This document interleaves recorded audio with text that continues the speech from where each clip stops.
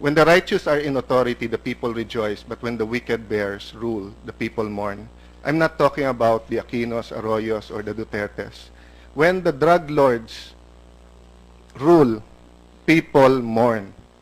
But when the law enforcers, the righteous, are the one ruling, walang patayan, may katahimikan sa ating bansa. Next slide. It is being made to appear in the media and with no help by some so-called human rights advocates. Next slide, please. That grabe ang patayan araw-araw. Please take note from 2010 to 2015 during the Aquino administration, an average of 35 ang patay araw-araw. Ngayon po, sa ilalim ni Presidente Duterte, 20 po. No, more than about a third are now, their lives are now being saved every day because of the efforts of the PNP. Next slide. The old norm was drug lords and their cohorts acted with impunity. People have low trust sa PNP, fiscals, judges, high-ranking government officials are involved in the illegal trade or protectors, and people hindi nakakadama na sila secure sa kanilang bahay, sa kalye, sa kanilang trabaho. Ngayon po, the respect and fear for the law has been restored. Drug lords and their supporters are on the run. People are beginning to feel safe, renewed trust on our law enforcers and government under President Duterte. Next slide. Are we using the term extrajudicial killings loosely to discredit the PNP and Duterte administration? Whether it is the Commission on Human Rights or our dear chairperson, I was hoping that they would educate the people more and the media para hindi sila ma-mislead na lahat ng patay ay extrajudicial killings. Bakit po? Ito po ang sinabi ng dalawang justice. Next slide. There is a need for a clear-cut killing of what the extrajudicial killing is. The name is a misnomer since every killing outside death penalty is extrajudicial. Dalawang justice po nagsabi niyan. So ano po ang ginawa ng Aquino administration? Gumawa po sila ng AO35. Di ko na babasahin dahil 5 minutes lang oras ko. Next slide. Dito po ang importante. The victim was a member or affiliated of an organization to include political, environmental, agrarian, labor, or similar causes. An advocate of the above-named causes, a media practitioner, etc. Ibig sabihin po, labor leader ka, media ka, religious leader, pinatay ka dahil sa paniniwala mo. Next slide. That way is very clear for the purpose of the focused mandate of AO35 na ginawa ng Aquino administration. Ang common criminals at ang crime sa kanila hindi kasama sa extrajudicial killings. Next slide. Yan po ang pirma ng dating Secretary de Lima, Department of Justice, IAC Chair. So, alam po nila yan. Lahat ng nagpapa-interview sa CHR at ating mahal na chairperson, alam po nila yan. Next slide. Sa araw-araw na patayan sa Aquino administration na 35, mahigit 1,400, 394 lang ang classify nila na extrajudicial killing. Pero sa umpisa pa lang ng hearing na to, kung ano nung numero na narinig natin eh. Did they clarify which one is extrajudicial and not? Which one are common criminals? Next slide. Kaya ano ho ba sabi ng isa nilang kakampi na Human Rights Watch? Unresolved or basically failure ang kanilang watch pagdating sa pagre-resolve ng extrajudicial killings. Eh ba't hindi yun ang munang imbestigahan natin bago sa extrajudicial killings ngayon? O okay lang dati, ngayon masama. Next slide. People now beginning to feel safe in the streets and trust our law enforcers. Beginning. Hindi ko po sinasabing safe lahat. Pero nag-uumpisa na.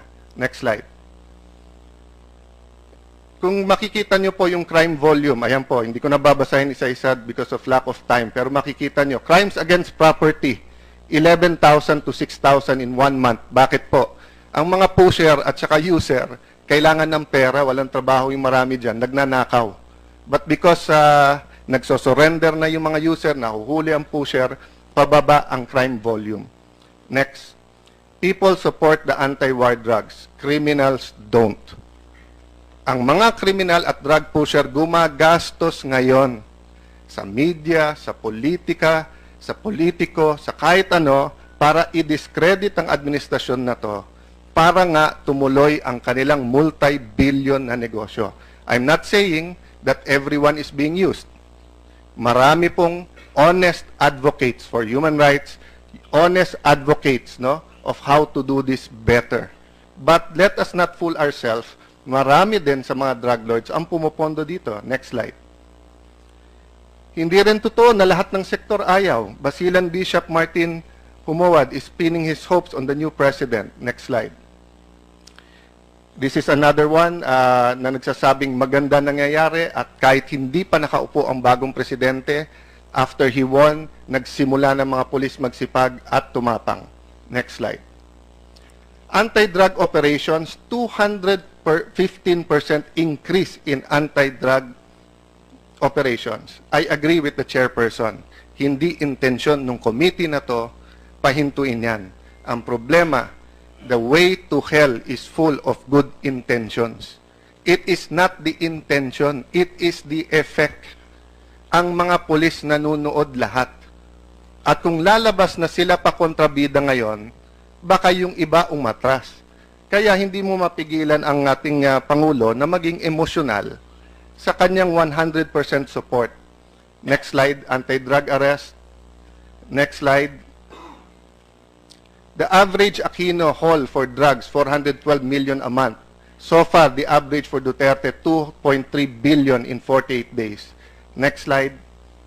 Next slide. They say we are drawing flack from various sectors. Next slide. Tingnan niyo po to. The Philippine War sa ABS-CBN. Outrage over extrajudicial killings. Yung outrage, no? Anong pinapalabas? Na lahat na lang napatay, extrajudicial killings, na may outrage.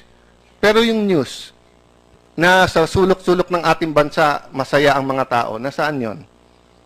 Dito sa Inquirer, the kill list ang tawag nila. During the Aquino administration, mas marami ang patay. May kill list ba kayo? Pero ngayon, sa Duterte administration, gumawa pa kayo ng sarili niyong pangalan, the kill list. Paano po hindi sasama loob ng ating mga alagad ng batas, ng NBI, PDEA, Police, na nung panahon na walang ginagawa, dun sa araw-araw na patayan, ay okay lang. Ang tawag nyo, riding in tandem, ang tawag nyo, ganito, murder, homicide. Ngayon na may ginagawa sila at mas konti ang patay, kill list ang tawag. Lastly, Madam Chair, have we ever asked the PNP what they need? I was hoping, and I suggested this in our first hearing, sana bago tayo mag-hearing at akusahan sila, patawag muna natin. Ano kailangan nyo? Sweldo nyo, napakababa. Kailangan nyo ba ng equipment? Next slide. Alam nyo po ba, sa alalim ng batas, 201 dapat ang pulis natin. Kulang ng 40 mil na pulis. Next slide. Ang sweldo ng pulis, 4,834. Next slide. Ito po ang combat pay, 11 pesos a day. Sa pulis po, 933 a day. 10 piso, soft drinks lang yun eh. O, ni bottled water, hindi kayo makakabili. So, Madam Chair, I will stop there because of lack of time, but the point I'm making, can you go to the next slide first? Next. Is this the last Yes, point? this last slide. Please Yes, wrap up. Madam Chair. Time Next is up. slide. Next slide. Next. Here, Madam Chair. Wala po akong problema, dahil ako'y isang human rights advocate din, kung indiscriminate o ang pulis ay may utos na wag niyong gawin ito. Pero titignan niyo po to, mismong PNP ang may memorandum na nagsabi na lahat ng unexplained, lahat ng vigilante, imbestigahan. And hindi ko na ipapakita dahil wala ng time, pero yung last slide ko po dito ay ang statement ng ating Pangulo at statement ni Chief PNP Ronald De La Rosa alias Bato na nagsasabing, ayan po, ayoko ng extrajudicial killings. So thank you, Madam Chair, that you said we will be fair. But sana sa mga interviews at mga kapatid natin sa media, maging fair din. Kasi panay ang report nyo na ayaw ng Pangulo, na gusto ng Pangulo at ng PNP ng extrajudicial. Pero yan po ang sinasabi nila. Yan ang official. Thank you, Madam Chair.